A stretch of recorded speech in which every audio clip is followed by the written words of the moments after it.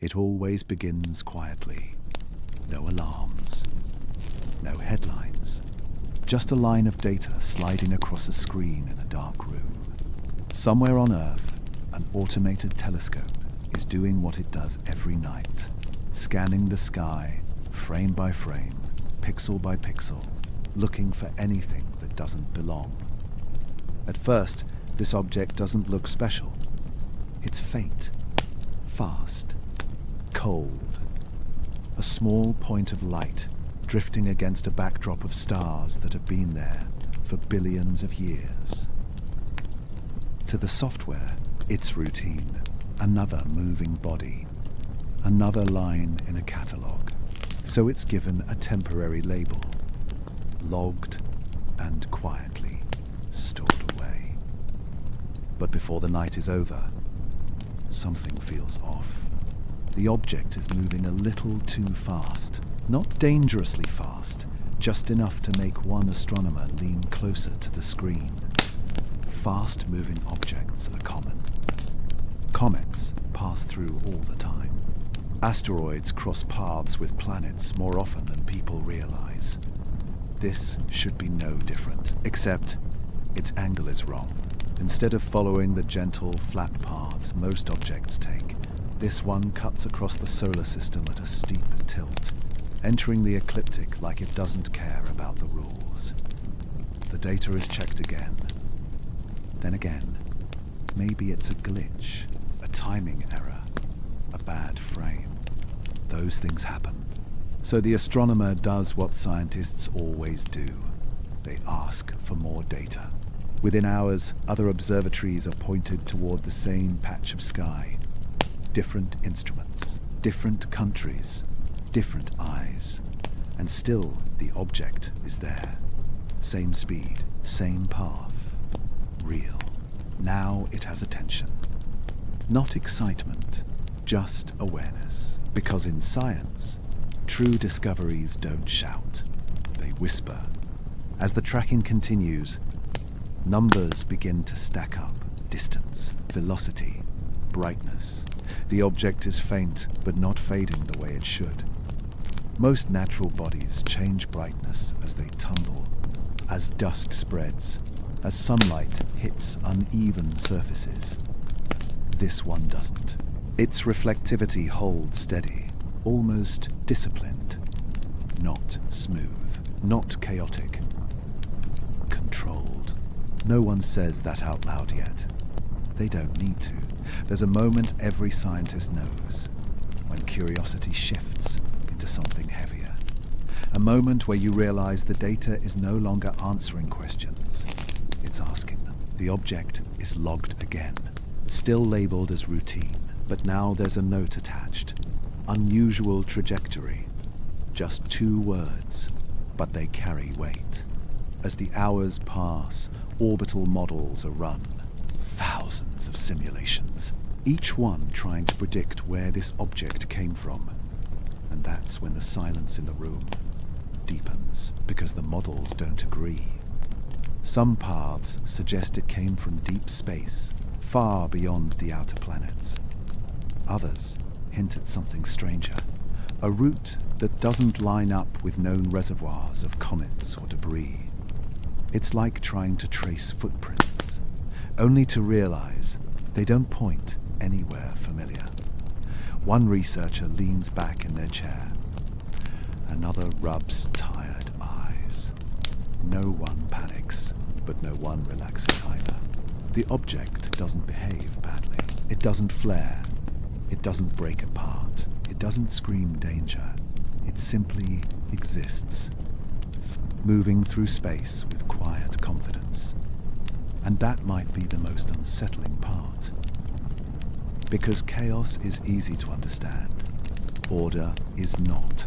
By morning, internal messages begin to circulate. Nothing dramatic, nothing official. Just simple questions. Has anyone seen this before? Does this match known profiles? Can someone double-check the light curve? The light curve. That's where the object tells its story, how its brightness changes over time. It's supposed to be messy, Nature rarely repeats itself perfectly. But this curve, it's clean, not perfectly flat, not perfectly random, balanced, as if the object knows exactly how much light to give and when. The phrase data anomaly appears for the first time, not in a report, not in a paper, in a private note. An anomaly doesn't mean impossible. It means unexplained, and unexplained things demand patience. The object is now officially being watched. Still no press release. Still no public interest. Just scientists and screens, and a growing feeling that this arrival is different. Someone asks a simple question. If this is natural, why does it feel intentional? No one answers. Because intention is not a scientific term, and yet it lingers in the air. As night falls again, telescopes continue to track the object's steady glide. It doesn't wobble. It doesn't hesitate. It moves like it knows exactly where it's going, like it has done this before. Far away from the noise of Earth, beyond politics and headlines, beyond belief and disbelief, something has entered our neighborhood, quietly, precisely. And for the first time, the people watching the sky aren't asking, what is it made of? They're asking something far more unsettling. Why is it here? And this is only the beginning. Chapter 2. A path that shouldn't exist as calculations refine its orbit. Scientists realize the trajectory defies probability, slicing through the solar system at the wrong angle. Was this path shaped by chaos? At first, the numbers don't scare anyone. They never do. They arrive quietly. Lines of math, orbital plots, slow-moving graphs drifting across screens.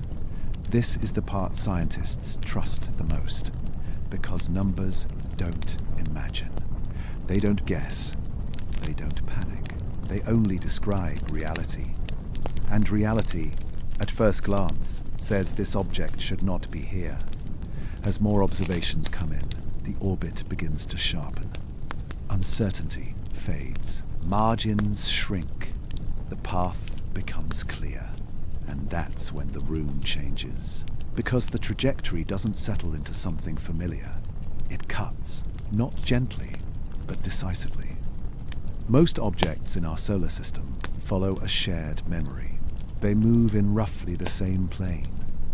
A flat, invisible disk shaped by the sun's gravity over billions of years. Planets, asteroids, comets, they all learned the same dance. This object didn't. Its path slices through that disk at a steep angle, like a blade passing through glass, not drifting in, not captured. Passing through, someone overlays its orbit with known comet paths. No match. They compare it to long-period comets, those wild visitors from the outer darkness. Still no fit. The inclination is wrong. The approach vector is wrong. The timing is wrong. Statistically, this path borders on impossible. Not impossible in theory, impossible in practice. To arrive here like this, at this angle, at this speed, it would require a chain of coincidences stacked perfectly on top of each other. Gravitational nudges, stellar flybys, ancient disturbances, all aligning just so. Once? Maybe. But the probability is thin, uncomfortably thin. A researcher redraws the orbit, this time running the simulation backward. They want to know where it came from. The screen fills with fading lines, the path unraveling into the past. And then it happens. The trail doesn't lead anywhere meaningful. It doesn't point cleanly back to a known source. It doesn't settle into a cloud or cluster. It simply disappears into uncertainty, as if the object refuses to be traced, as if it doesn't want an origin. Someone breaks the silence. This doesn't look natural. The words hang there. Not accused, not defended, just observed. They try again. Different models.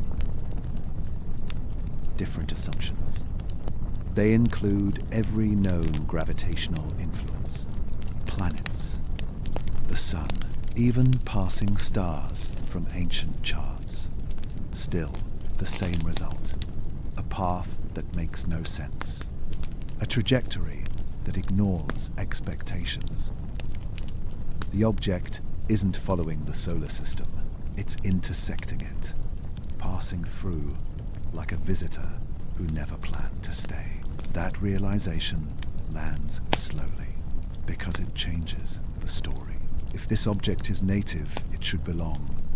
If it's captured, there should be signs. But if it's neither, then it's something else entirely. And that thought is quietly unsettling. Not because of danger, but because of meaning. One scientist notices something subtle. The path isn't chaotic, it's clean. Smooth. No wild swings, no random slingshots. Just a precise line through space, threaded between gravitational wells with almost graceful accuracy. That's not how chaos behaves. Chaos is messy. This is elegant. Another scientist counters quickly. Elegance doesn't mean intent. They're right. Nature can be beautiful without purpose. But still, no one relaxes. Because elegance, paired with improbability, raises questions. And questions multiply fast. They calculate how close the object passes to planetary orbits. Not dangerously close, but close enough to notice. Close enough to feel aware. It threads the solar system like a needle, missing collisions by margins that feel deliberate. Someone laughs nervously. Lucky, they say. But luck has a look, and this doesn't look like luck. As the days pass, the orbit becomes official, refined, confirmed, published quietly in internal databases. Still routine on paper, but no longer routine in feeling. The path doesn't change. It never wobbles. It never deviates. It's locked, like it was set long ago. One observer stares at the projection late at night, long after the others leave. The room is dark except for the glow of the screen. The sun sits at the center. Planets arc gracefully around it, and cutting through them all is that line. Cold. Straight. Unbothered. It doesn't spiral inward like a comet seeking warmth. It doesn't linger.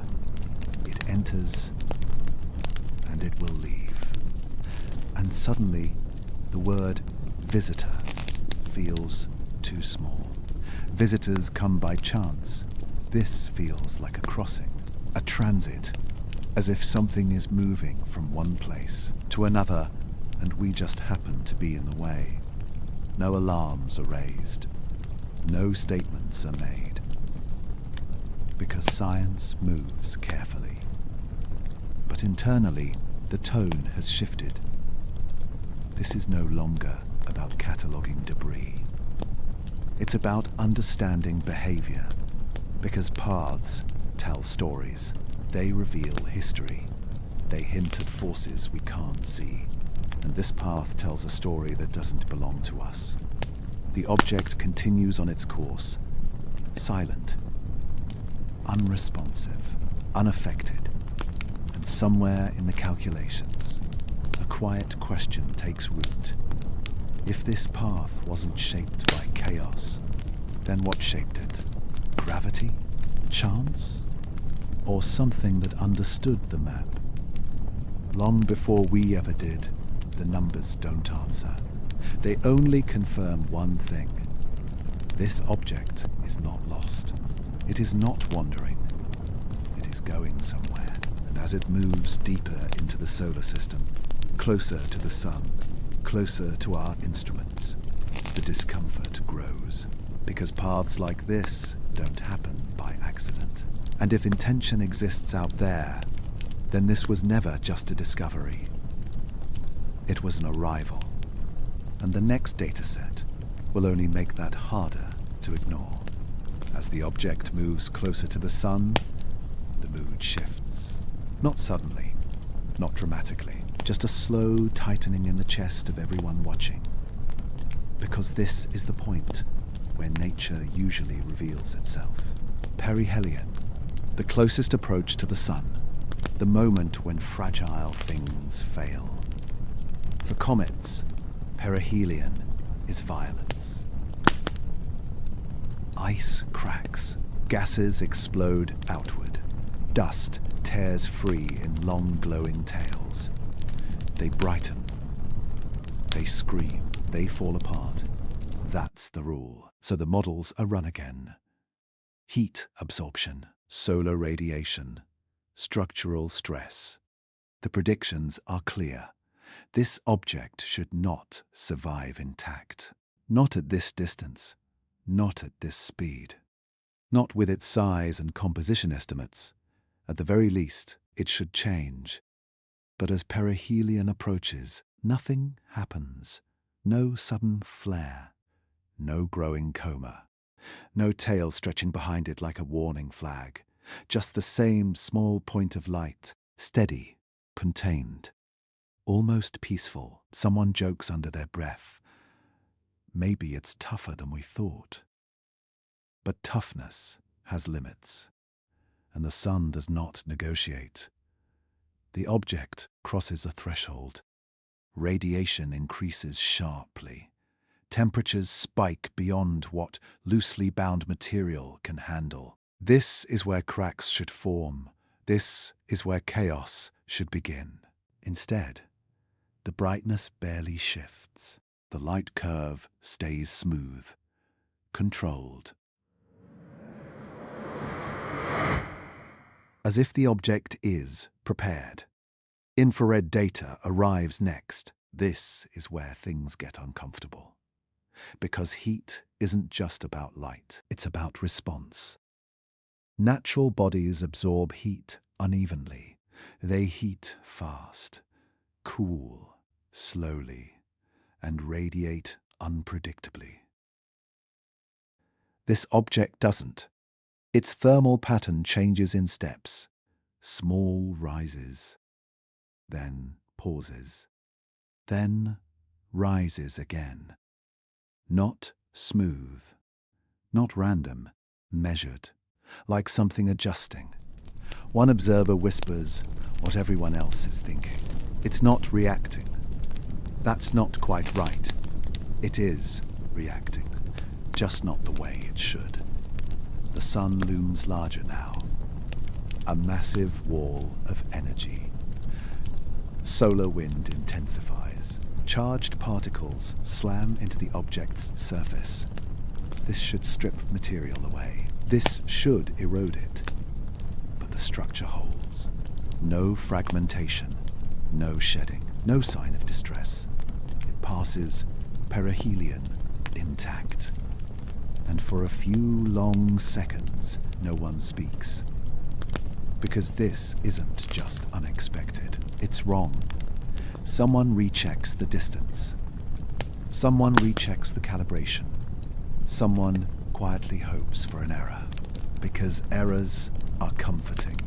Errors mean the universe still makes sense, but the numbers don't change. The object didn't just survive perihelion. It ignored it. The data begins to circulate more widely now. Still not public, still careful, but the language changes. Words like robust appear, then unusual, then unexplained stability. A senior researcher leans forward during a review call. Even metallic asteroids show surface changes at this range. This one didn't. Another adds quietly. unless it's not what we think it is. No one responds, because once that door opens, it doesn't close easily. They look closer at reflectivity. At certain angles, the object darkens. At others, it brightens, not erratically, predictably, as if its surface is managed. The idea feels dangerous, so they retreat to safer explanations. Maybe it's denser, maybe it's older, maybe its composition is rare. But none of those answers fit cleanly, because even rare things obey physics. And this behavior sits just outside the lines. Late at night, one astronomer watches the data stream alone. The object drifts past the sun. Not glowing, not burning, just passing. Like it knows this moment means nothing. Like it has crossed brighter stars before. That thought lingers longer than it should, because age implies history, and history implies purpose. The sun begins to fall behind it now. Perihelion has passed, and still the object remains unchanged. No visible damage, no signs of stress, no scars. It's as if the most extreme test in the solar system meant nothing. Someone finally says it out loud. Why isn't it breaking apart? The question is simple. The answer is not. Because if this object is natural, then our models are missing something fundamental. And if it's not natural, then this moment matters far more than anyone wants to admit. The room fills with quiet speculation. No one uses forbidden words. No one says machine. No one says artificial.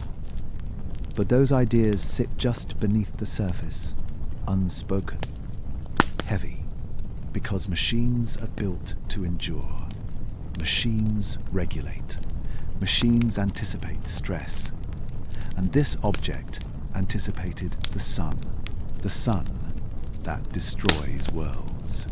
The data review ends without conclusions, only notes, only questions, only that growing sense that the universe has stopped following the script. Outside, the night sky looks the same. Stars blink softly. Planets move on schedule. Nothing appears different. But somewhere beyond sight, something has passed through fire and emerged, unchanged. And for the first time since its detection, the doubt is no longer quiet. It's no longer a whisper. It's a presence. Because survival like this isn't random. It's not lucky. It's intentional. Or it's a message we don't yet understand. As the object moves away from the sun, cooling without damage, holding its shape, a new realization takes hold. Perihelion was supposed to be the test, the moment it failed. Instead, it was the moment we did. And whatever this object truly is, it has just proven one thing. We don't know it as well as we thought. And the next observations will only make that truth harder to escape. At first, no one notices it, because light curves are boring. They're the background noise of astronomy, endless graphs rising and falling. Small changes caused by spin, dust, shadow, messy, imperfect, natural. That's what everyone expects. So when the data comes in after perihelion, it's treated the same way. Just another routine check. Just another confirmation that the object is fading as it moves away from the sun. But then someone zooms in and the room gets quiet, because the light curve isn't messy. It isn't chaotic. It's clean. Too clean. Instead of random flicker, the brightness rises, drops, then rises again. At first glance, it could still be nothing. A coincidence. A strange rotation. A trick of angles. But the pattern repeats. Once, twice, Again, same spacing, same depth, same timing. Light curves aren't supposed to do that. Natural objects tumble. They wobble. They expose rough surfaces, jets of gas, uneven shadows. Even smooth asteroids produce noise. This one doesn't. Its reflectivity changes in steps, almost like switches. On. Off. On again. Not flashing wildly. Measured, deliberate. Someone clears their throat. Run it again. The data is reprocessed. Different filters, different assumptions. Same result. The curve holds, a repeating sequence etched into light. Now the questions begin. Is it rotating? If so, the rotation is strangely consistent. No drift, no wobble, just a steady rhythm. They calculate the rotation period. It's precise. Too precise. Not rounded by chance, but locked, as if something is maintaining it. Another graph appears. Reflectivity versus angle. The surface behaves differently, depending on how it's viewed. Not gradually. Abruptly, as though sections of the object respond differently to light, and only at certain moments. Someone whispers a word no one likes to hear in science. Artificial. The room doesn't react, because no one wants that word on record, so they retreat to safer ground. Maybe it's layered. Maybe it's hollow. Maybe it's coated in unfamiliar material. All possible, all unsatisfying, because even exotic materials scatter light. They don't organize it. The pattern continues, over hours, over days. Always the same, like a heartbeat that never speeds up, never slows down. Not alive, but not random either. A junior analyst overlays the light curve with time markers. Seconds, minutes, the peaks align. Exactly. Not drifting, not slipping. That's when discomfort turns into something heavier, because time alignment is rare. Nature is sloppy with time. This isn't. Someone leans back and exhales. If this were a signal, they stop themselves. No one finishes the sentence. Because signals imply senders, and senders imply awareness. Still, the word hangs in the air. Signal. They don't want it to be that, so they try to break the pattern. They wait. They expect degradation as the object moves farther away. Lower resolution. More noise. But even as the signal weakens, the pattern remains. Fainter, but intact. Like a message, whispered instead of spoken. The idea forms slowly. What if this isn't light being reflected? What if it's being controlled? Reflectivity isn't just brightness, it's behavior. How a surface chooses to interact with energy. Natural surfaces don't choose. They respond. This feels different. This feels selective. Someone suggests the pattern might be coincidental, a resonance of rotation and observation. The math is done. The odds are thin, very thin. Not impossible, but uncomfortable. Uncomfortably precise. They compare it to known objects. Asteroids, comets, even space debris. Nothing matches. Every comparison fails, because everything else is noisy. This is quiet, structured, intentional looking, even if no one wants to say that out loud. Late in the evening, one scientist stays behind. The lab is dim. Only the screens glow. The light curve pulses softly. Up, down, up. It feels wrong to stare at it too long, like eye contact. The human brain is good at seeing patterns where none exist. Everyone knows that. But this isn't pareidolia. This isn't faces in clouds. This is math, repeated, verified, independent. A message arrives from another observatory. They see it too. Different instruments, different location, same curve, same rhythm. That's when the isolation breaks. This isn't a single lab's problem anymore. It's global. Quietly global. No headlines, no alerts. Just scientists realizing they're all looking at the same thing, and none of them can explain it. The phrase broken light curve appears in a private note. Not broken like damaged, broken like rules, like something stepped outside expectation and didn't ask permission. The object continues on its path, unchanged, unconcerned, its brightness pulsing gently, almost politely, not screaming, not hiding, just present. And that might be the strangest part. If this were a beacon, it's a subtle one. If it were camouflage, it's imperfect. If it were nothing, then nature has learned a new trick. And no one knows which answer is worse. One final graph is generated before the night ends. Brightness over distance. The curve should decay smoothly. It doesn't. It flattens, then dips, then flattens again. As if the object decides when to fade. As if it controls how visible it wants to be.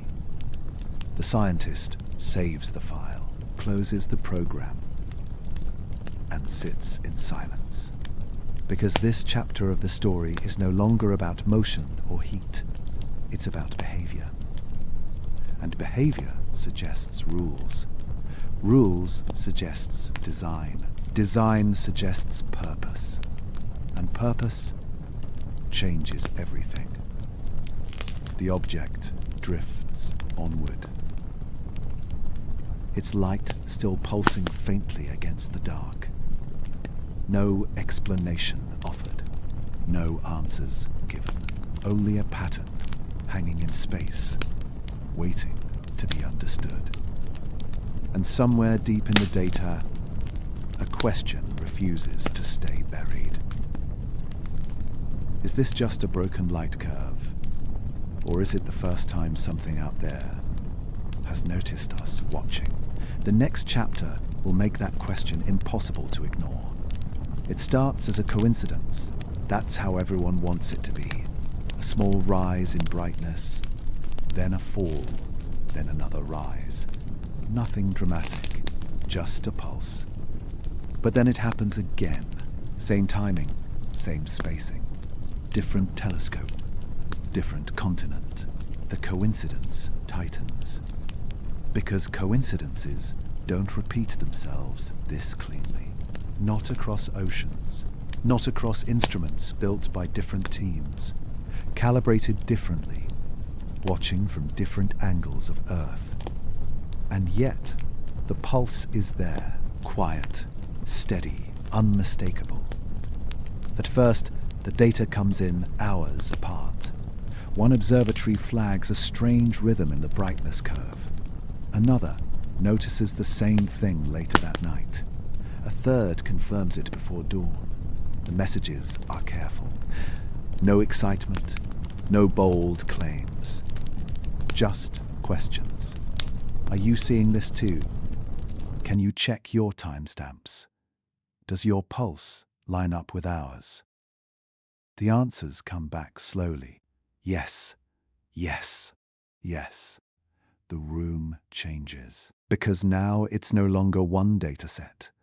It's a pattern shared across the planet. The brightness of the object rises, drops, then rises again, not randomly, on schedule. The pulses are evenly spaced, Not perfectly loud, not perfectly silent. Just enough to be seen if you know where to look. Someone overlays the curves from different observatories. They align, not approximately, exactly. The peaks sit on top of each other like they were copied and pasted. That shouldn't happen. Light travels fast, but observation doesn't. Different telescopes sample at different times. Different atmospheres interfere differently. Some noise is expected, but this is synchronized, down to the second. A quiet sentence slips out of someone's mouth. That's not noise. No one disagrees. They check for interference. Satellites, solar flares, instrument drift. Nothing explains it. The pulse doesn't match Earth-based cycles. It doesn't match solar activity. It doesn't match anything known. It only matches itself. Over and over again, the object pulses against the void, a steady heartbeat in a silent place. And heartbeats make people uneasy because they imply rhythm. They imply intent. The scientists don't want to jump ahead. They know how dangerous that can be. So they slow down. They double-check everything. They reprocess raw data. They remove filters. They strip the signal to its bare bones. And still, the pulse remains. Not enhanced, not diminished. Just there. Someone asks the obvious question. Could it be rotating? That would explain periodic brightness changes, but rotation causes wobble. Rotation causes variation. This pulse doesn't wobble. It doesn't drift. It doesn't speed up or slow down. It ticks. Like a clock that never misses a beat. They calculate the interval. It's clean. Not a messy decimal. Not a rough estimate. A simple number. Too simple. Nature loves fractions. This feels designed. The word stays unspoken. Because once you say it, you can't take it back. They try to provoke the pulse. They change observation angles. They wait for the object to move farther away. They expect distortion. Instead, the pulse adapts. Still visible. Still timed. Like it knows it's being watched. That thought makes someone uncomfortable. They push it aside. This is science, not stories. But stories have a way of creeping in. When facts stop behaving, a new idea surfaces quietly. What if it's reflecting something else? Not sunlight, not starlight. Something emitted, something internal. The room doesn't react right away, because that idea opens a door no one is ready to walk through. Internal emission means energy. Energy means source. Source means structure. And structure means they stop there. The pulses continue, each one gentle, almost polite, not demanding attention, just present. It's not a scream into space. It's not a beacon blazing at full power. If it's a signal, it's a whisper. That makes it worse, because whispers are meant for those who are listening. A researcher compares the pulse timing to known natural oscillations. Nothing matches. They compare it to known artificial signals. Still nothing exact, but the resemblance is closer. Closer than anyone is comfortable admitting. The pulses don't carry information. At least, not yet. No obvious encoding. No modulation. Just rhythm. Pure rhythm. As if the object is clearing its throat. As if it's saying, I am here. The sun fades behind it now. The object moves deeper into darkness. And still, the pulse continues. Unchanged by distance. Unfazed by shadow. Someone asks quietly, Why keep pulsing when no one asked, no one answers? Because that question isn't scientific, it's human. Late at night, one observatory records a brief dropout. For a moment, the pulse vanishes. Relief flickers. Maybe it was all a fluke. Maybe it's finally breaking down. Then the signal returns. Same timing, same rhythm. As if it noticed the silence and corrected it. That moment changes everything. Because randomness doesn't correct itself. The data is archived carefully. Access restricted. Language softened. Words like periodic anomaly are used. But behind the careful phrasing, unease grows. Because anomalies don't synchronize globally. Anomalies don't maintain timing across weeks. Anomalies don't feel intentional. This does. The object continues its journey, unbothered by the weight of interpretation. It doesn't speed up. It doesn't slow down. It just pulses against the endless dark. A quiet thought spreads through the scientific community, unspoken, shared only in glances and pauses. If this is a signal, then it wasn't sent recently. It's been traveling, waiting, passing through space until something noticed, and now something has. Us. The pulse doesn't change. It doesn't react to our awareness. If it's a message, it's not conversational, it's declarative. A statement, not a question. The night ends. The screens go dark, but the rhythm stays behind, echoing in memory. Because once you see a pattern like this, you can't unsee it. The universe no longer feels silent. It feels measured, timed, alive with quiet structure. And as the object moves farther away, still pulsing, still steady, one final question settles in. If this really is a signal, then what happens when it stops?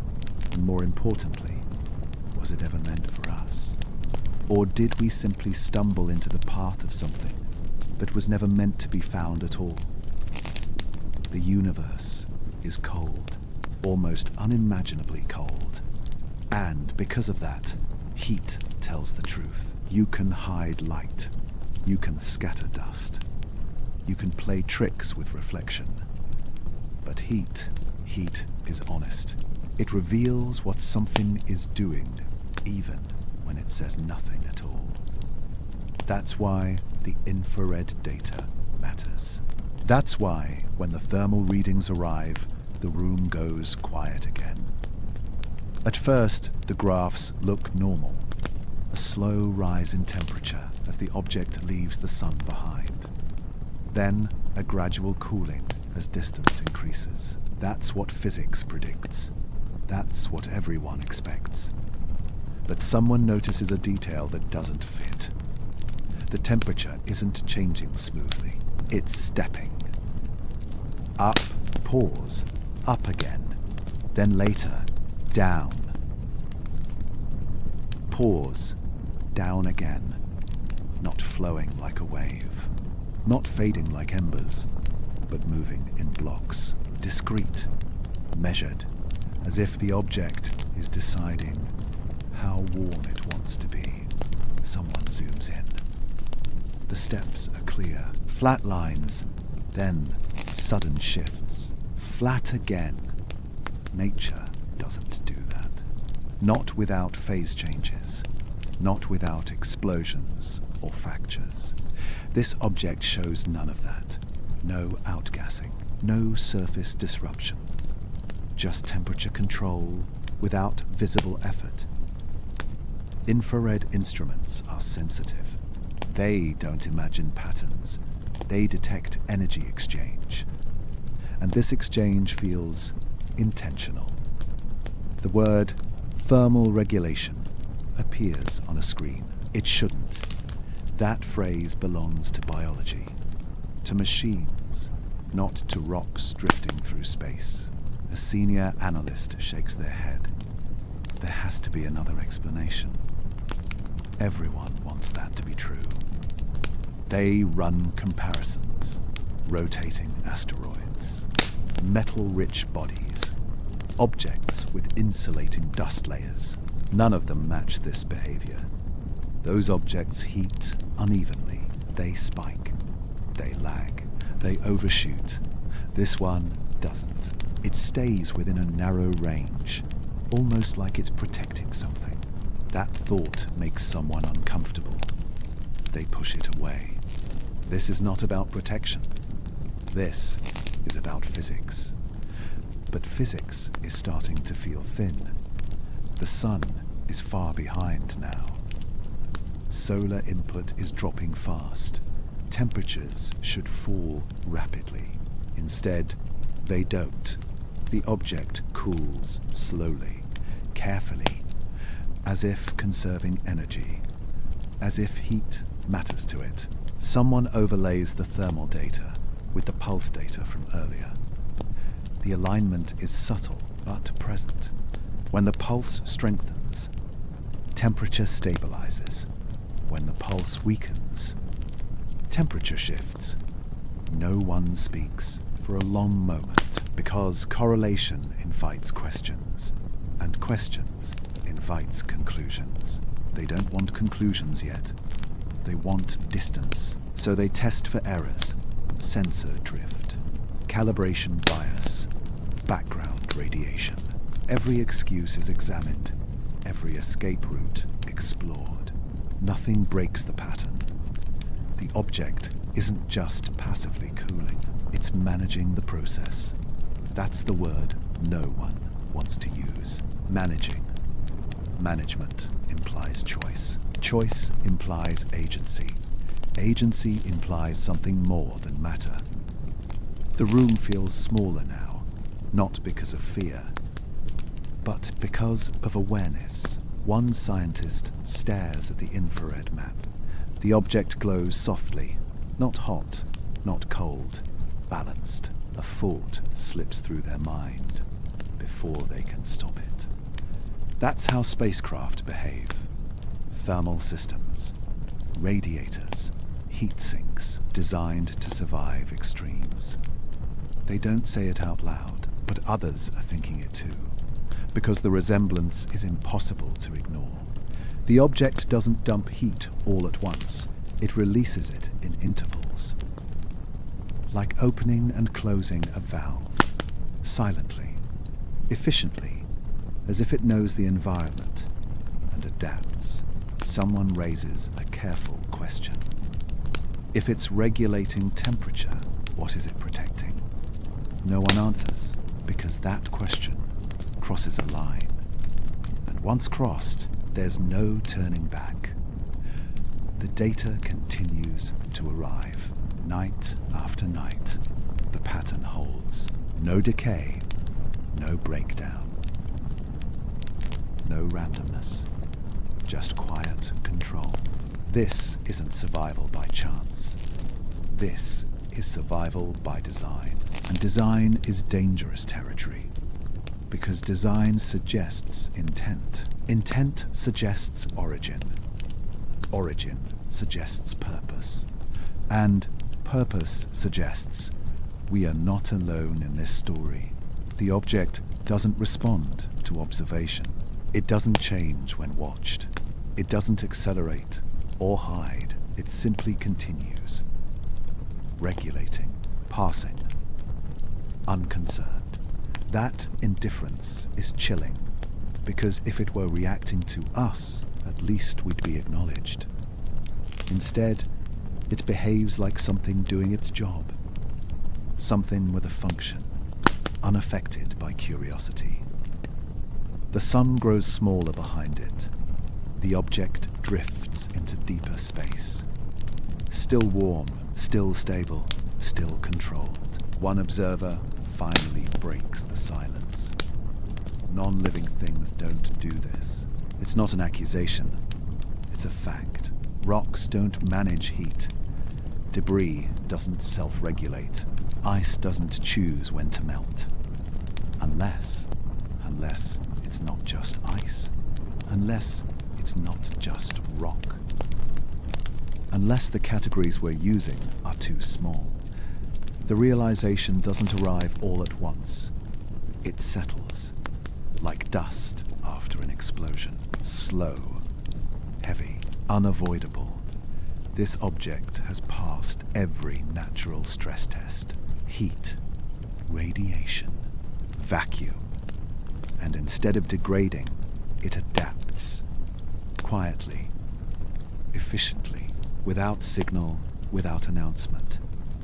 Just behavior. And behavior is the hardest thing to explain away. Because behavior implies rules. Rules imply systems. Systems imply construction. The data is archived with care. Language softened again. Unusual thermal pattern. Stepwise temperature modulation. Words chosen to avoid the obvious. But the obvious doesn't go away. It waits. Late that night, someone replays the infrared timeline, watching the glow rise. Pause, fall, pause. It feels wrong. Not threatening. Not hostile. Just not empty. The universe is full of dead things, cold things, random things. This doesn't feel dead. It feels deliberate. And the most unsettling part, it's doing all of this in silence. No sound, no message, no explanation, just control, which raises a question no one is ready to answer. If something out there can regulate itself without life, without biology, then what exactly does non-living even mean anymore? The object continues on, cooling, balanced, unbroken, and as it fades into the dark, well, one truth becomes impossible to ignore. This is no longer about what the object is made of. It's about what it does. And what it does doesn't fit the universe we thought we understood. The silence deepens, the data grows heavier, and the next chapter will ask the question everyone is now avoiding. If this object can control heat, what else can it control? At first, the disagreement feels small, easy to dismiss. One instrument reports a slight change in brightness, another doesn't. One sensor sees a temperature shift, another shows stability. That happens sometimes. Space is messy. Instruments are imperfect, so no one panics. They do what they always do. They recalibrate, they cross-check, they assume the problem is human. But then the contradictions grow. And that's when it becomes harder to ignore. Optical telescopes report a smooth surface, clean, uniform, almost featureless. Infrared sensors, watching the same object at the same time, tell a different story. They see variation, edges that warm faster, zones that cool slower, as if the object isn't one thing, but many. Radar data adds another layer. Instead of a simple reflection, the signal scatters in odd ways. Not chaotic, directional, like it's choosing how to answer the ping. Someone frowns. Those returns shouldn't look like that. They overlay the datasets. Optical, infrared, radar. They don't align, not the way they should. It's as if each instrument is seeing a different version of the same object. Not wrong, just different. At first, the assumption is simple. Different wavelengths reveal different properties. That's normal. But this goes further, much further. The object doesn't just look different, it behaves differently, depending on how it's observed. When watched in visible light, it appears calm, stable, predictable. Under infrared, it shows internal structure. Under radar, it becomes ambiguous, almost evasive. Someone uses a word they don't like. Context dependent. That phrase belongs in psychology, not astronomy. They try simultaneous observation. Multiple sensors running together. Same moment, same position, same target. The disagreement remains. Not random, consistent, repeatable. That's the problem. Errors don't repeat this cleanly. Perception becomes the question, not the object. Because if the object was simple, every tool would tell the same story. But they don't. And that suggests something unsettling. What if the object isn't changing? What if it's responding? That thought lands softly, then refuses to leave. Someone suggests a rotating surface with complex geometry that could explain angle-dependent readings. The math is run. The model fails. The contradictions are too sharp, too selective. Another suggestion follows. A cloud of debris. A swarm. Multiple fragments moving together. That would confuse instruments. But debris clouds spread. They blur. They lose coherence. This object doesn't. It remains tight, defined, unified, as if whatever differences exist are intentional. The room grows tense, not fearful, focused, because this is the point where science becomes uncomfortable, when observation itself seems unreliable. One researcher says quietly, "It's like it knows how it's being looked at." No one laughs, because everyone has thought the same thing. The idea is disturbing, but elegant. Different sensors interact differently with matter. Light, heat, radio waves. If an object understood those interactions, it could shape what we see. Not hide completely, just control the narrative. That's a dangerous thought, because manipulation implies awareness. Awareness implies intelligence. And intelligence implies purpose. They test one more thing. They adjust observation timing. Short bursts, long exposures. The object's response shifts. Subtly, but measurably, as if it adapts to scrutiny. Not instantly, not dramatically, just enough to stay ambiguous.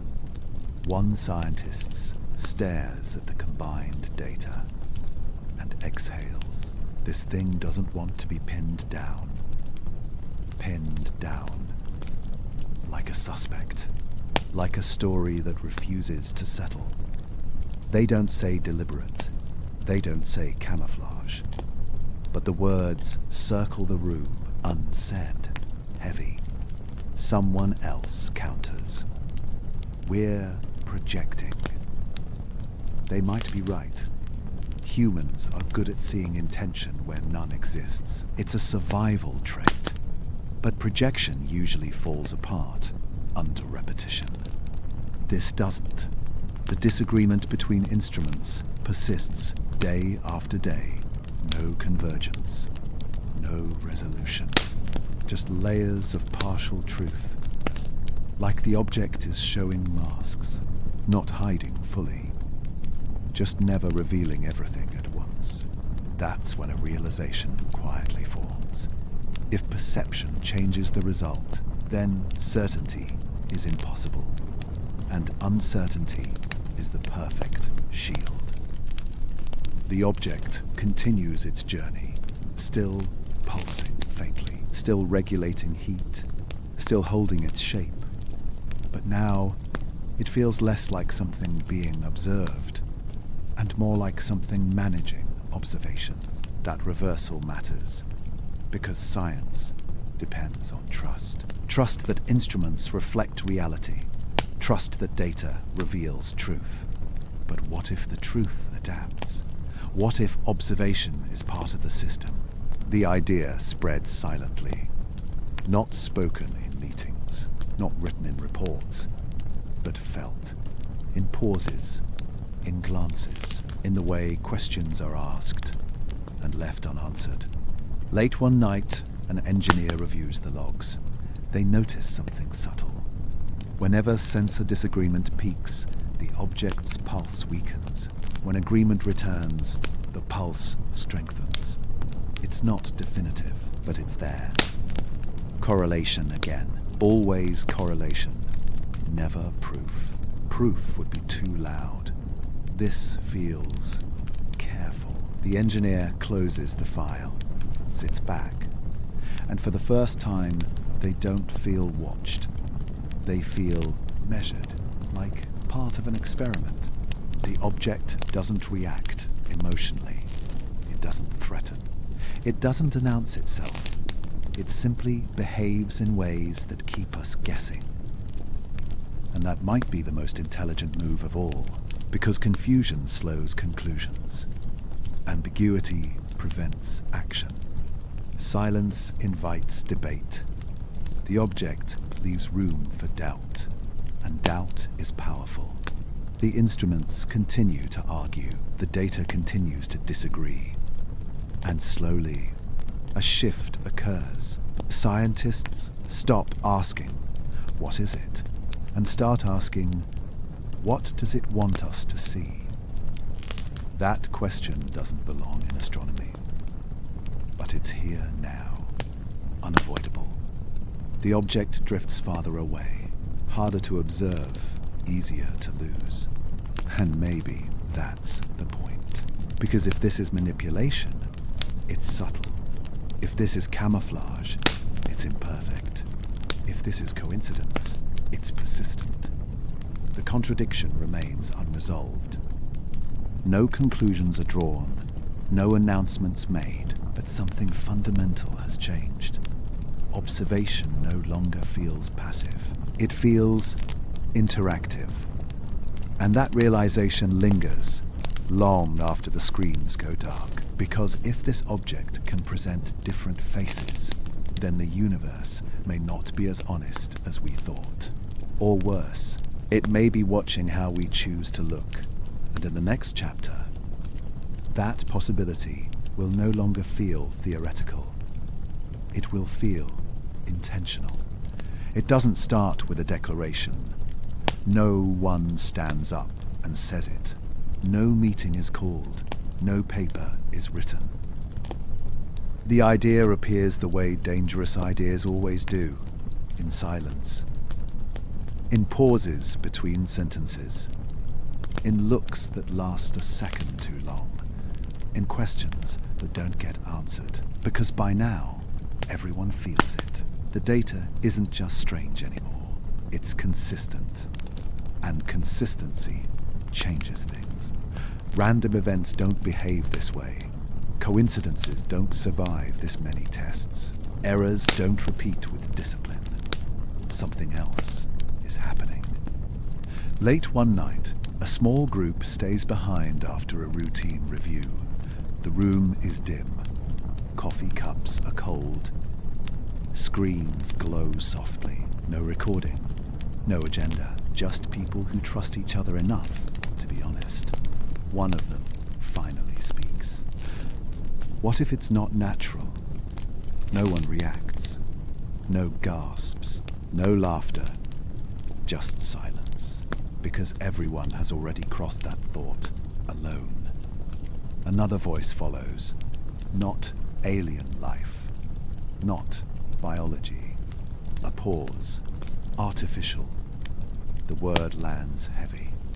Not because it's loud, but because it explains too much. Machine-like behavior. Thermal regulation. Controlled pulses. Selective interaction with sensors. These aren't proof, but together they form a shape. A shape no one wants to name. Someone shakes their head. That would mean design. Yes. Another adds quietly. Design without an origin we can trace. That's worse, because even ancient machines come from somewhere. Factories, civilizations, stars. This object doesn't point back to anything. No home, no trail, no past, just function. Pure function. That's what unsettles them. Because function implies purpose, and purpose implies intention. The group doesn't jump to conclusions. They know better. They build a framework instead. They call it a hypothesis. Safe word. Artificial doesn't mean hostile. Artificial doesn't mean intelligent. Artificial just means not accidental. They list what they know. The object survives perihelion unchanged. It regulates heat. It pulses with precision. It interacts differently with different forms of observation. It follows a trajectory that defies probability. None of these alone prove anything. Together, they whisper. Someone finally says what everyone is thinking. If it's artificial, it doesn't behave like a probe. That's true. Probes communicate.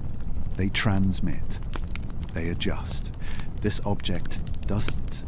It doesn't greet. It doesn't explain. It doesn't even acknowledge. It just passes through, which raises a darker idea. What if it's not here for us? That thought changes the tone, because most speculation assumes relevance, that we matter, that we are the audience. But machines don't care who's watching, if the task doesn't involve them. What if this object is doing something else? Something unrelated to Earth, unrelated to the sun, unrelated to us, and we just happened to notice. The idea spreads quietly. No emails, no official language, just whispers, careful phrasing in reports, unusual coherence, non-random behavior, possible artificial constraints, words chosen to suggest without declaring, because declaration brings consequences. Funding, scrutiny, public attention, fear. And fear travels fast. Someone brings up history, how past discoveries were dismissed, how strange data was ignored until it wasn't. They remember how long it took to accept other impossible ideas. Planets around other stars, gravitational waves, black holes.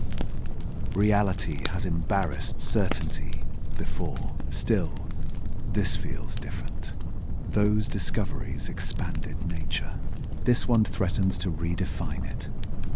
Because if artificial structures can drift through interstellar space, unannounced, unclaimed, then intelligence may be older, quieter, and far less interested in us than we assume. The group agrees on one thing.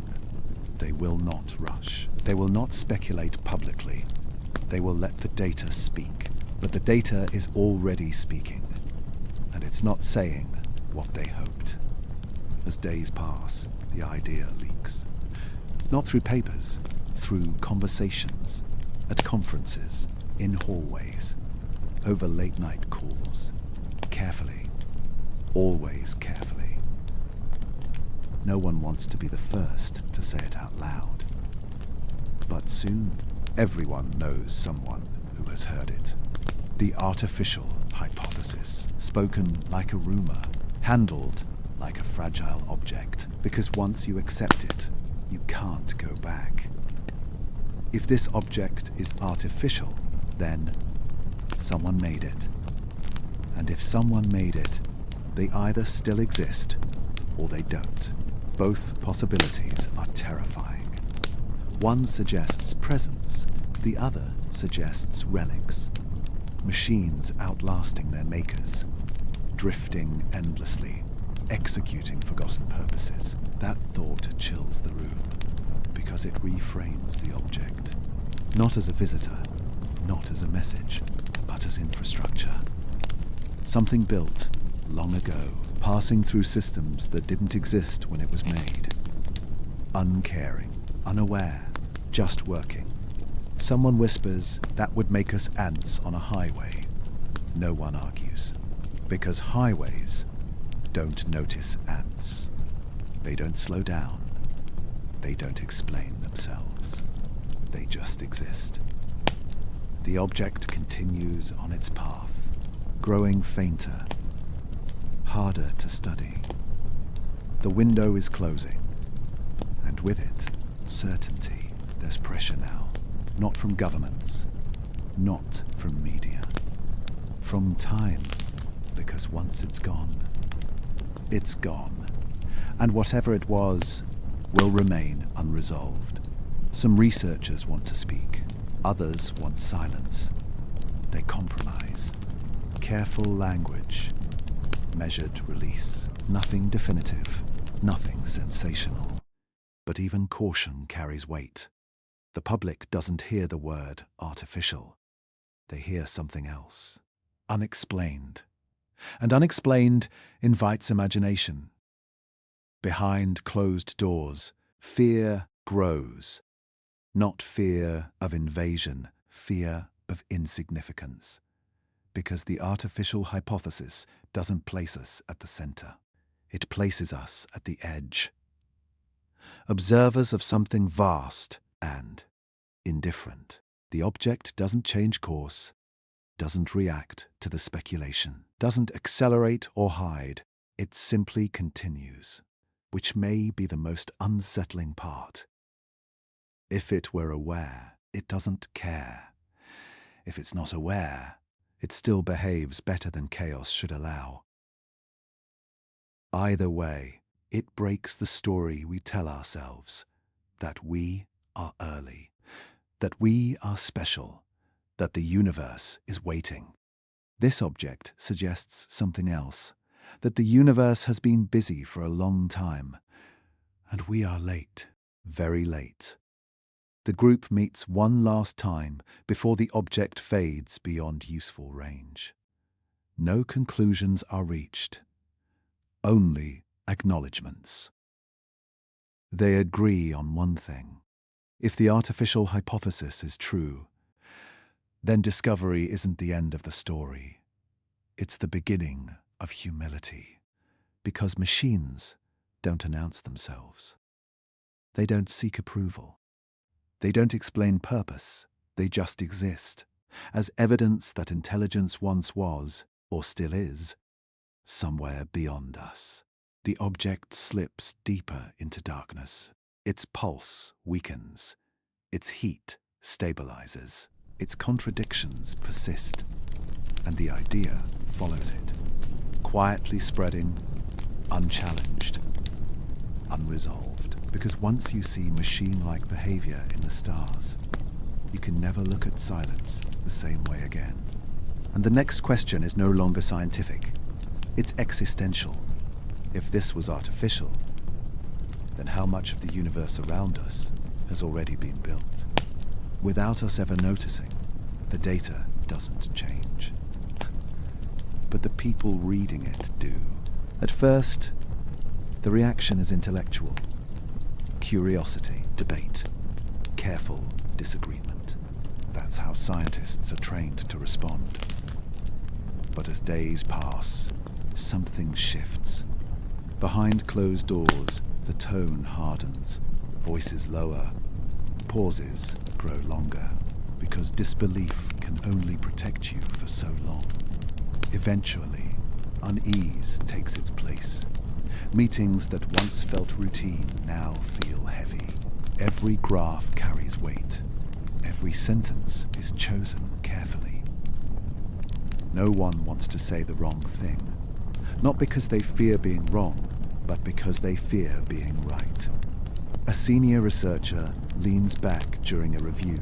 They've seen decades of anomalies. False alarms, strange comets, bad instruments. This feels different. They don't say that. They don't have to. Everyone can see it in their face. Someone asks the question everyone has been avoiding. If this isn't natural, what does that make us? The room doesn't answer right away. Because that question isn't about the object. It's about identity.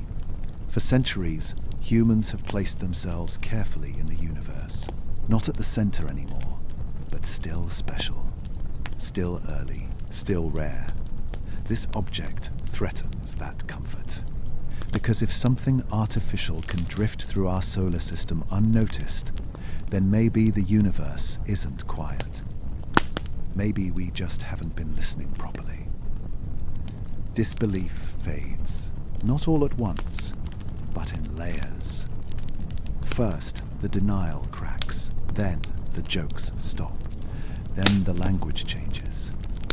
Words like unlikely turn into concerning, unusual becomes persistent, and finally, silence fills the gaps.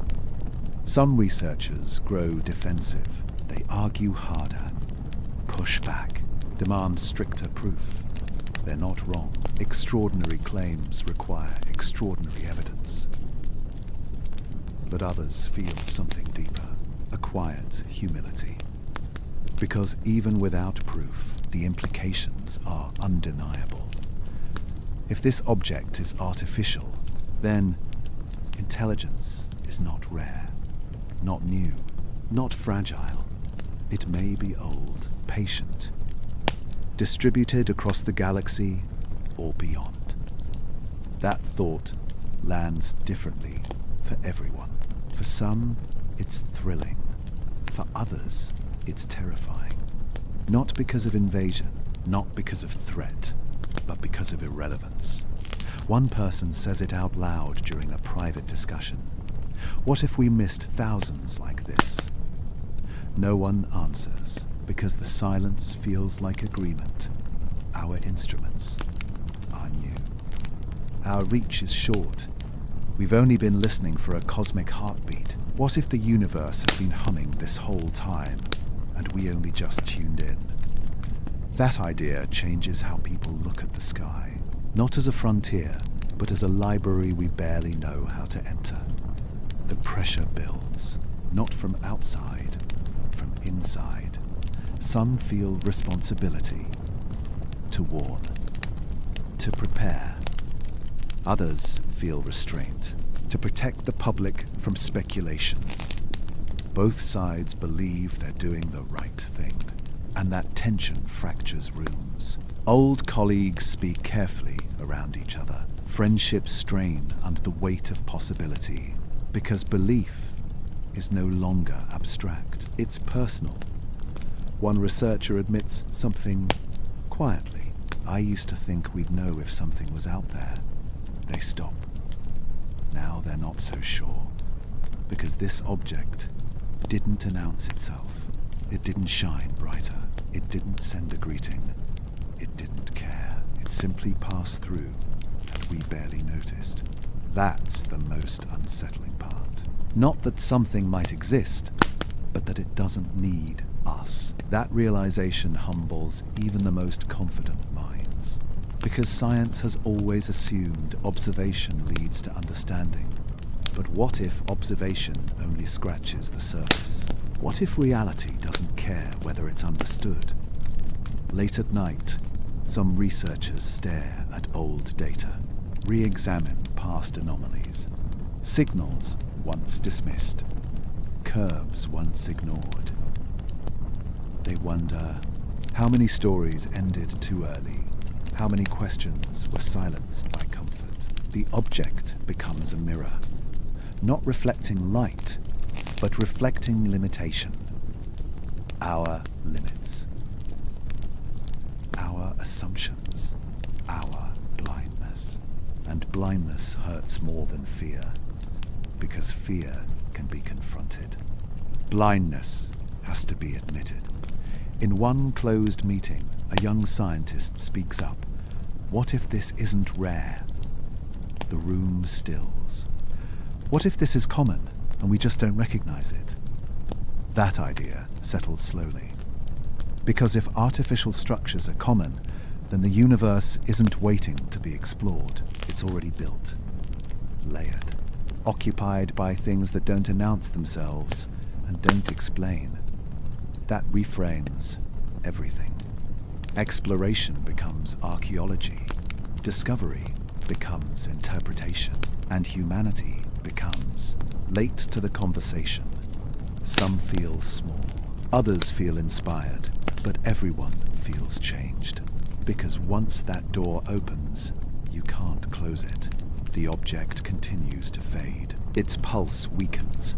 Its data thins. The chance to know more slips away.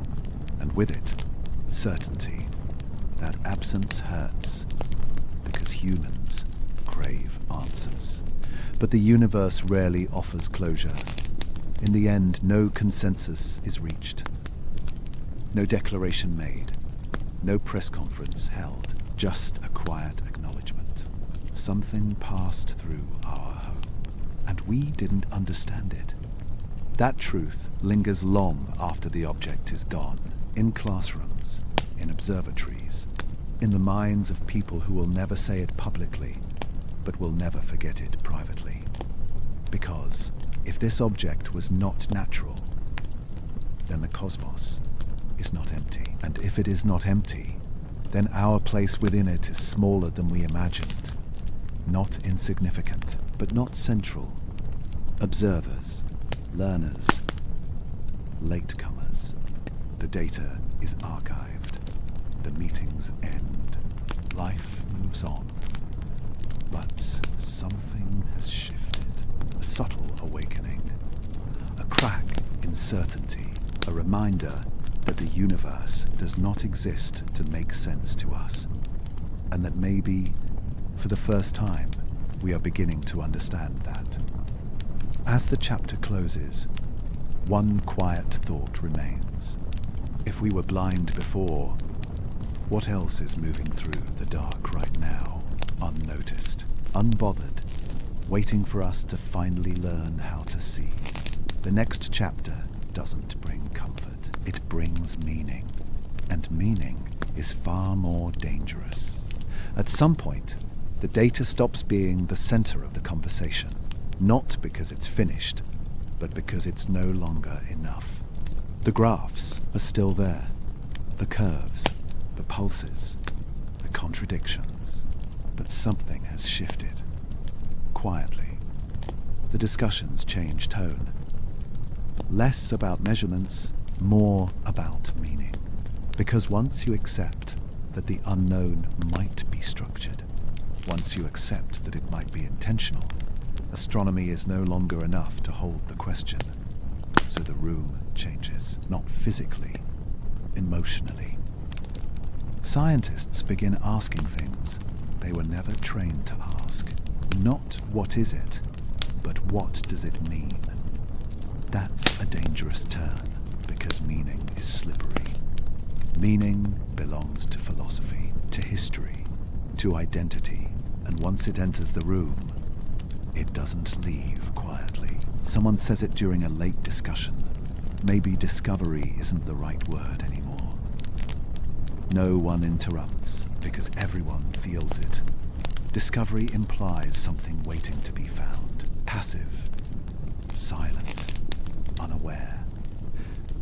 This doesn't feel like that. This feels like contact without conversation, presence without permission, awareness without confirmation. Another voice adds, maybe this is an awakening. That word lands differently. Awakening doesn't mean answers. It means realization. It means seeing something that was always there and realizing you were blind to it. For centuries, humans looked at the sky and saw distance. Cold, empty, unconcerned. That belief shaped everything. Our myths, our science, our confidence. We assumed silence meant absence. But now, silence feels deliberate, and deliberation changes the relationship. The object didn't shout. It didn't glow brighter to be noticed. It didn't send a message written in our language. It simply behaved in ways that forced us to look closer. That's not how accidents work. That's how mirrors work. The unknown begins to feel intimate. Not close in distance, but close in relevance. Like something brushing past your shoulder in a dark room without touching you. You don't know what it is, but you feel it. Someone asks the question everyone has been circling. Are we observing it, or is it observing us? The room stays quiet, because the question reverses everything. Observation has always been our power. We look, we measure, we define. But if something out there behaves differently, depending on how it's observed, then observation is no longer neutral. It's interaction. And interaction implies relationship. That realization is unsettling. Not because it implies threat, but because it implies equality. Or worse, irrelevance. What if we're not the observers in this story? What if we're the environment, the background noise, the thing being passed through? That thought humbles even the most confident minds, because it strips away narrative control. It suggests the universe isn't waiting for us to catch up. It's already moving, already layered, already complex beyond our categories. One philosopher is invited into the discussion. Not officially, quietly. They listen to the data. They don't comment on the physics. They comment on the framing. You're assuming intention must involve you. They say, the room stiffens. What if intention exists without audience? That lands hard, because humans have always believed meaning requires witness. But machines don't need witnesses. Processes don't need approval. Systems don't need acknowledgement. They just operate. The object begins to feel less like a message and more like a sentence fragment, part of a story we don't have the language to read. And that's where discomfort turns into awe, because awe isn't fear, it's recognition of scale, of depth, of being outmatched not by power, but by context. Someone says something quietly. We keep asking if it's artificial. They pause. Maybe the real question is, what does natural even mean anymore? That question fractures the room, because nature was supposed to be the baseline, the safe category, the thing we understood. But if intelligence can become infrastructure, if purpose can drift without biology, if machines can outlive civilizations, then nature and artificial are no longer opposites. They're stages, continuations, expressions of the same cosmic process. That idea is too big to hold all at once, so people sit with it, silently, individually. Some feel small, others feel connected. Some feel grief for the comforting stories that are dying. Others feel wonder at the vastness opening up. The unknown no longer feels far away. It feels close, like it has always been here, just beyond our resolution. And now we're finally resolving it. Barely. The object continues to fade. Harder to track, less data, less clarity. And that loss feels symbolic, as if the universe offered a glimpse, then pulled back. Not cruelly, just neutrally, as if to say, this is all you get for now. That restraint feels intentional, but no one says that anymore. They don't need to, because intention has already reshaped the conversation. The shift is complete. This is no longer about finding aliens. It's not about invasion or contact. It's about perspective. about realizing that the universe may be full of systems that don't announce themselves, that don't care if they're understood, that move through stars the way weather moves through land, and we are just beginning to notice. One scientist summarizes it best, without meaning to. We used to think the universe was empty and waiting. They pause. Now it feels occupied. Occupied doesn't mean hostile. It means active, layered, busy with processes older than our species. That realization changes everything, because if the universe is occupied, then curiosity is no longer optional. Humility is no longer philosophical. It's necessary. The object disappears into darkness. No final signal, no closing statement, just absence. And absence invites reflection. The chapter ends not with fear, but with a quiet, profound question. If something out there can exist, act, and pass through our home without needing us at all, then what does it mean to be human? In a universe that doesn't revolve around observation, but around systems so vast they barely notice who's watching, the answer doesn't come. But the awakening has already happened. And once awake, you never look at the dark the same way again. Because now, when we look out into space, we don't just wonder what's out there. We wonder who's already been here and whether we are finally learning how to notice. The final chapter will not resolve this feeling. It will leave it where it belongs, inside us. It ends the way it began. Quietly, no explosion. No farewell, no final revelation, just absence. As the object moves beyond the reach of our strongest instruments, the pulses weaken, not suddenly, not dramatically. They soften, stretch, miss a beat, then another, until one night they don't return. The screens show flat lines, clean, empty silence. At first, no one believes it. They wait, recheck the timestamps, reboot the systems, run the data again. But silence holds. The rhythm that once pulsed against the void is gone, and with it, certainty. There is no moment of closure, no line you can point to and say, this is where it ended. It just fades, like footsteps swallowed by distance.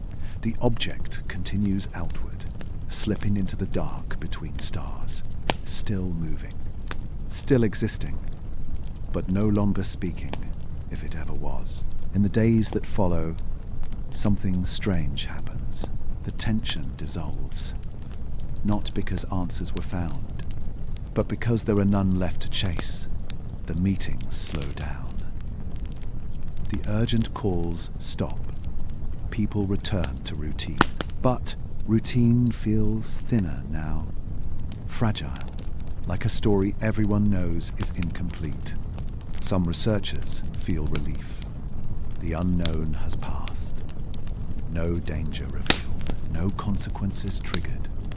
Others feel something closer to grief, because mystery, once glimpsed, is hard to let go.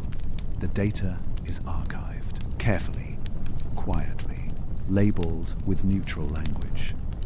No dramatic titles, no conclusions, just files waiting. Because science doesn't close doors, it leaves them unlocked, and this door remains open. In private conversations, the questions return, not louder, deeper. Was it a message? If so, why so subtle? Why no reply? Why no clarity? Messages usually want to be understood. This didn't. Was it a machine? If so, who built it? And why send it through a system like ours? without stopping, without contact, without care. Machines are built for reasons. Even forgotten ones. Or was it something else entirely? A test? Not of technology, but of perception. A way to measure awareness, to see who notices, to see who asks, to see who is capable of doubt. That idea unsettles some people more than all the others because tests imply evaluation, and evaluation implies judgment. Others reject that completely. They say the universe doesn't test, it simply exists. Meaning is something humans impose. Maybe this was just a rare object, misunderstood, overinterpreted. Maybe the silence now proves that. Maybe. But the feeling doesn't go away, because absence can be louder than presence, especially after something has changed you. Weeks pass, the object is gone. The sky looks the same. Stars burn, planets turn. Nothing appears different. Yet, everything feels slightly altered, because now silence feels intentional. When astronomers look into the dark, they no longer see emptiness. They see possibility. Not hopeful possibility. Not fearful possibility. Just possibility. Layered, unfinished.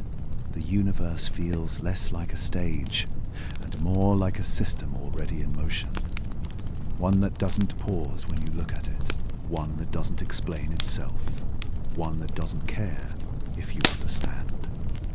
That realization settles slowly in classrooms, in observatories, in late-night thoughts no one writes down. People stop asking, will it come back? They start asking, how many have already passed? Because if this object could cross our home unnoticed for so long, then detection isn't about rarity. It's about readiness. Maybe the truth doesn't return on a schedule. Maybe it returns only when perception catches up. The silence after the object feels different from the silence before. Before, it felt empty. Now, it feels full.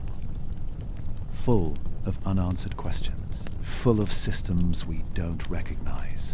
Full of motion we can't yet interpret. The universe hasn't changed. We have. That might be the quietest consequence of all. Some nights a researcher stares at archived graphs. The pulse data, the broken light curve, the thermal steps. They don't analyze them anymore. They just look, like reading a letter written in a language you almost understand. Almost. There is no conclusion, no final sentence, no proof. Only a lingering uncertainty. Was this object a message? A machine? A relic? A mirror? Or something even stranger? Something that doesn't fit human categories at all? And perhaps the most haunting question remains. Was it meant to be noticed? Or did we simply interrupt something that was never meant to look back? The universe offers no answer. It never does. It just continues. Quiet, vast, unconcerned. And that silence is no longer comforting, but it isn't terrifying either. It's honest, because the truth may not be dramatic. It may not arrive with lights or language. It may come and go, without permission, without explanation, leaving only a shift behind, a subtle change in how we see. The object is gone, but the awakening remains, and once awakened, you can't unsee the dark, because now every quiet stretch of space carries a question.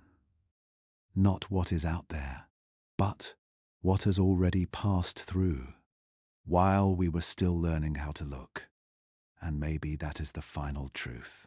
Not that we were contacted, not that we were warned, but that the universe briefly revealed itself, not as empty, not as hostile, but as something vast, structured, and indifferent to being understood. The silence returns, the stars keep burning, and somewhere beyond reach, whatever passed through our home continues on, unchanged. Uninterested, leaving us behind with the one thing it never took away, curiosity. And that curiosity will echo longer than any pulse ever could, because the question it left us with may never be answered, and yet it may never need to be.